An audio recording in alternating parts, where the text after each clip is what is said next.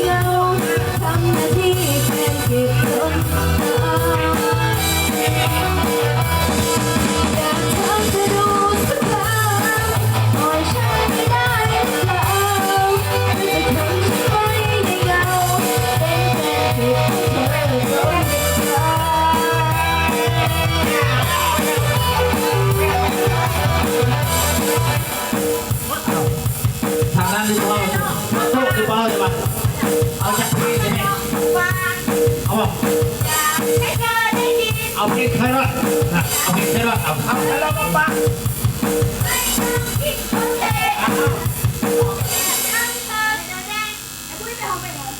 แดงคือเสือเพลงบอกปิดก่อนให้เรามากินกันตี กิน เย็นๆนะ ตีได้ยังนี่นะมึงตี เอาสำหรับเพลงนี้เป็นเพลงสุดท้ายแล้วก็ต้องขอบอกขอบใจสำหรับผู้ที่มีเนาะคือเพื่อนว่าเป็นภรรยามัวมาถาแล้วโอ้สัตว์ให้ไปส่งพี่น้องโอ้ยอยู่ไกลพุ่นมาพุทธบาทพุทธเกี่ยวพุทธธรรมดาเลยเอานำแทงกูแดง น้องหน้า กูหักคนยึด ไอเสื้อบุญเราประมาณ น้องดาวบ่เห็น จักว่า เดี๋ยว ไป น้ำตาไหล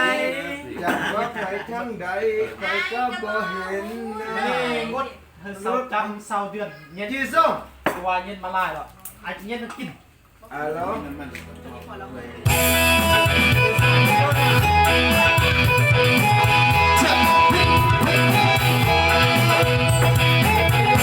เล่าเนี่ย บ่แม่นไอ้บ่ฮักนอกลาคนงามเขาใจไอ้นำแต่มันไปบ่ได้มันที่แม่เอาให้ไว้ไปร้องเล่นไปซื้อกับตาเทียบเพิ่นเบิดเพิ่นบ่พอใส่รุ่นตัวเด็กกันให้หมู่แช่ไว้ไฟให้เข้าใจแน่เด้อน้องลาวันเสาร์นี้ขอให้เลื่อนไปก่อนแล้วเฝ้านอนให้เข้าใจตรงกันรถก็มีน้ำมันไอ้หันหัวรักกันเดี๋ยวว่าจะซื้อกันสั้นไอ้ครอบครัวหลายรถก็มีน้ำมันก็แม่นไอ้เสาหักไอ้ที่ขับตักทักแต่มันไปบ่ได้ปัญหาระดับสั้นแต่มันตั้งแม่นแพงหลาย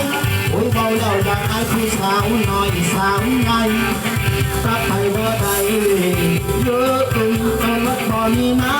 ำมัน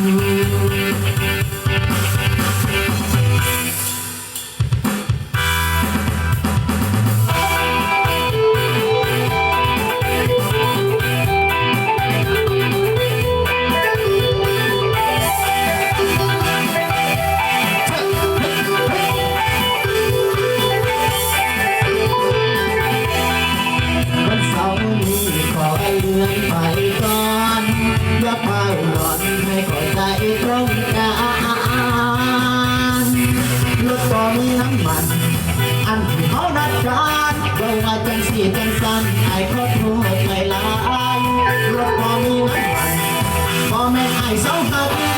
ไอ้ที่คอยทักทักแต่มันไปก็ได้ปัญหาระดับสั้นมันจังแน่นแพงหลายโอ้ยพอแล้วอยากไอ้ผู้สาวน้อยสาวไงมันไปบ่ได้ไอ้รถก็มีน้ำมันเชื่อ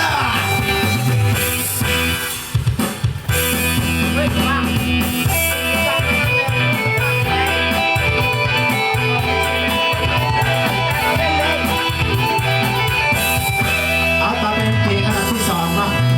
เสียแฟนที่เมืองแม่ขำมาสัตว์อุ้ยบอแมนเสียแฟนที่เดียนสบันเอาใช้ไอ้ผู้เข้ามาคำพี่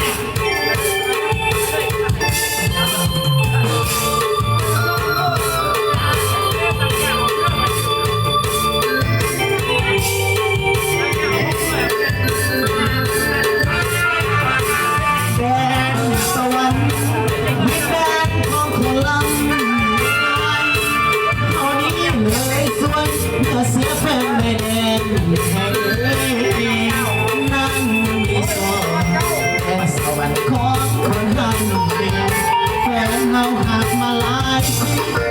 เสียทีน้องคงเพียใจก่อนเจ้าไปเหตุการณ์อยู่แดนสวรรค์น้องให้คำมัน